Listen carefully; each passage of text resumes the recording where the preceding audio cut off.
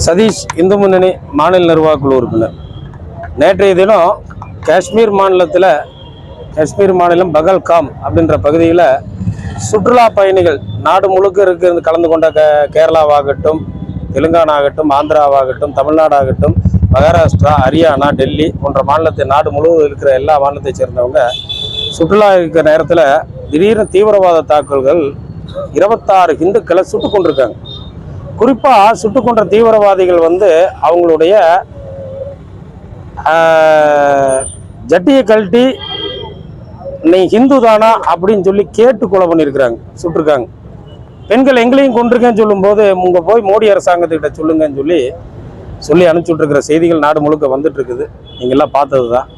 இன்றைக்கு நாடு முழுக்க இந்துக்களுக்கு ஒரு சுட்டுக் கொல்லப்பட்டிருக்கு. இங்கே இருக்கக்கூடிய எந்த ஒரு அரசியல் கட்சியும் அதுக்கு கண்டனம் தெரிவிக்காம மதுரையில் சுந்தரவள்ளி என்ற அம்மையார் நம்ம இராணுவத்துக்கு எதிராகவும் பிஜேபிக்கு எதிராக இது திட்டமிட்ட சதி அப்படின்ற மாதிரி அந்த அம்மா பொருளை பரப்பி விடுறாங்க, பொய் செய்தி. அந்த அம்மா மேலே கடுமையான வழக்கு பதிவு பண்ணணும். ரெண்டாவது, நிறைய இங்கே முகநூலில் நிறைய மாற்று மதத்தை சார்ந்தவங்க இந்திய இராணுவத்துக்கு எதிரான செய்திகளை தவறாக பதிவிடுறாங்க.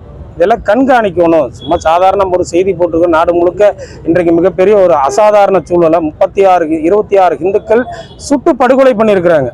இன்றைக்கு அதெல்லாம் விட்டு போட்டு அந்த படுகொலையை கேவலப்படுத்தும் விதமாக முகநூலில் கருத்து தெரிவிச்சிருக்கவங்க மேலே எந்த ஒரு வழக்கு இது வரைக்கும் எதுவும் பதிவு பண்ணல. அதனால சட்டம் கடுமையான தண்டனை கொடுக்கணும். நமக்கு என்ன பதிலடி கொடுக்கப்பட்டுச்சோ அதே பதிலடி காஷ்மீரில் இந்துக்கள் படுகொலைக்கு காரணமானவங்க மீது நடத்தப்படணும்னு சொல்றதுக்காக இந்த கோவை மாநகரில் இன்னைக்கு புஷ்பாஞ்சலி நிகழ்ச்சியானது இந்த காந்தி பார்க்கில் ஏற்பாடு பண்ணியிருக்கோம்.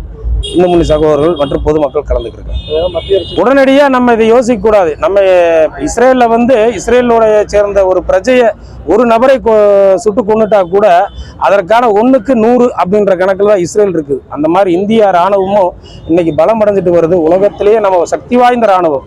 அதனால திட்டமிடாமல் நம்ம இராணுவம் இருக்காது. ஆனால் அந்த பதில் தாக்குதல் இந்தியா மக்கள் பூரா அவங்களுக்கான சிரத்தாஞ்சலி செலுத்துகிற அளவுக்கு இருக்குன்றது எங்களோட கோரிக்கை.